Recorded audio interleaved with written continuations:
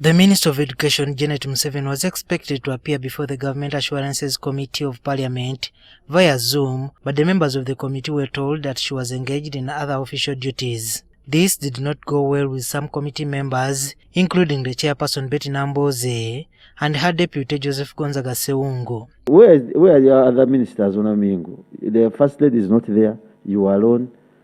Are you going to stomach everything? Do you think you will give us satisfactory answers? If it is dangerous for Mrs. Museveni to come here, why does she send you? Don't you also have a life? They said, it is about to age. You are also old.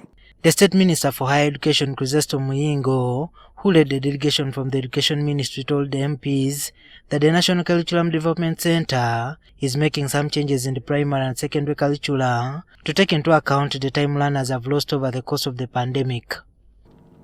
National Curriculum Development Center is currently undergoing the abridging of primary and secondary curriculum by extracting the core aspects that must be taught in each class to ensure progression.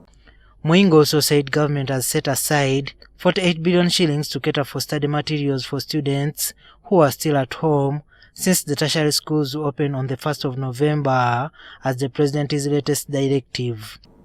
To ensure learning at primary and secondary levels during the continued closure of schools, government has committed Uganda shillings 48.5 billion to procure printing and distribution of home study materials for P1 to P4, Senior 5 and Senior 6 learners. The members of Parliament queried the ministry officials to find out on whose orders international schools were allowed to resume operations, yet the local schools are still closed. We want to know who gave these schools permission to teach out of the other institutions. But they are attending school.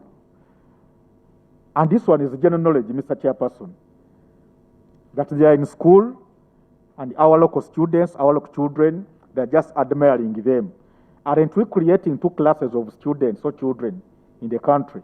The MPs also demanded to know the ministry's preparations for reopening schools, especially on matters like how classes with 2 cohorts will be handled.